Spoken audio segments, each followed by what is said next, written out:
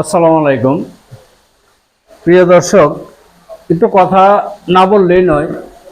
দেশটার ভিতরে একটা অরাজকতা শুরু হয়েছে।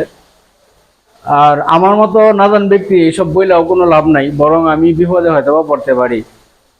এই দেশটা যার কাছে যেমন হয়ে গেছে সেরকম, যে যেমন পারে লুটে ফুটে খাইতেছে, কোনো বাজবিজ নাই। যার যে দায়িত্ব দেওয়া হয়েছে ওই জায়গাটারই মোটামুটি ধ্বংস করে ফেলতেছে। দেখেন, আমাদের সাবেক আইজিবি সাহেব, বেনজির সাহেব হাজার হাজার কোটি টাকার সম্পদ ফালাইয়া দেয়া কত হাজার কোটি টাকা লয়ে গেছে, এটা কোনো হিসাব নাই। কত টাকা হইলে পরে এই শত শত কোটি টাকার মায়া ত্যাগ করা যায়।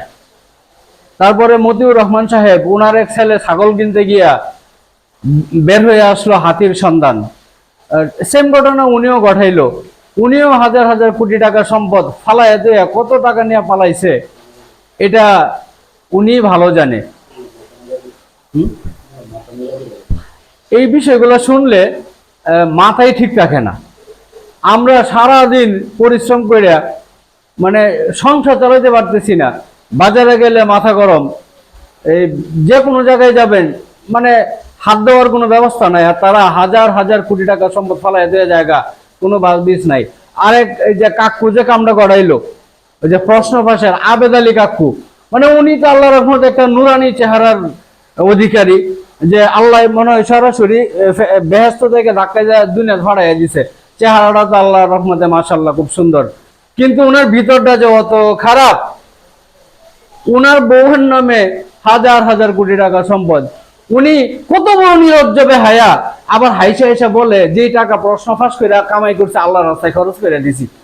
এর কি এই কথাটা শুভা পাইছে? আল্লাহ কি কইছে যে এই তুমি দুর্নীতি করে টাকা কামাই আমার পিছা খরচ করো? এইসব লোক আবার হজে যায়, মক্কা করে সোমা দেয়, এদের কি জিব্রাটা একটু কাঁপে না? আল্লাহ যে জিব্রাটারে কেমনে টান যা সিরিয়ালবো, এদের কি কোনো দয়া মায়া নাই এই দেশটার প্রতি?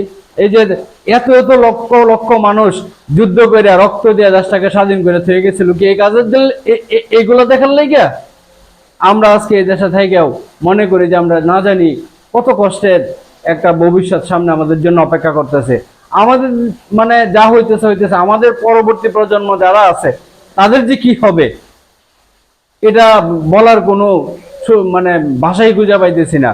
এই জন্য বলবো, আপনারা যারা যে সেক্টরে আছেন দয়া কইরা এই দুর্নীতিগুলোকে একটু কমান।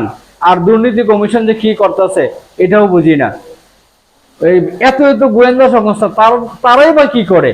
এই একজন ছাগল কিনতে গিয়ে ধরা খায়, একজন এই এই প্রশ্ন ফাঁস করতে গিয়ে ধরা খাইতেছে, আরেকজন ঘুরতে গিয়ে ধরা খাইতেছে। কেন ভাই এভাবে কেন? যারা দায়িত্ব পালন করতেছেন, দুর্নীতি কমিশন আছেন, এনএসআই আছেন, এনএসএফ আছেন, আরো কত কি মানে গোয়েন্দা সংস্থা আছেন, আর আমাদের পুলিশ প্রশাসন আছেন, আপনারা একটু দায়িত্বগুলো যদি পালন করেন, ঘটনা ঘটার আগে তো এগুলো ধরতে পারেন। ঘটনা ঘটলে কেন যান? এর আগে কি আপনারা এইগুলো সুযোগ পান না? তো দয়া করে বলবো, এই দেশটা আমাদের। আসেন আমরা দেশটাকে ভালোবাসি, দেশটাকে সুন্দর করি। আমাদের চাইতে আরো বেশ কয়েক বছর পরে ভিয়েতনাম স্বাধীন হয়েছে। আজকে ভিয়েতনামের দিকে তাকাইলে নিজের প্রতি নিজের লজ্জা হয়। ভিয়েতনামে সম্ভবত দুর্নীতিরা শূন্যের কোঠায়, আর আমাদের দুর্নীতি হাজার কোটার উপরে গেছে। তাই যে যেখানে আছেন ওই জায়গাটাতে একটু পরিপূর্ণভাবে পরিষ্কারভাবে কাজ করেন, জবাবদিহিতার আওতায় নিয়ে আসেন, তাহলে আমরা আমাদের দেশটাকে সুন্দর করতে পারবো। ধন্যবাদ সবাইকে। আসসালামু আলাইকুম।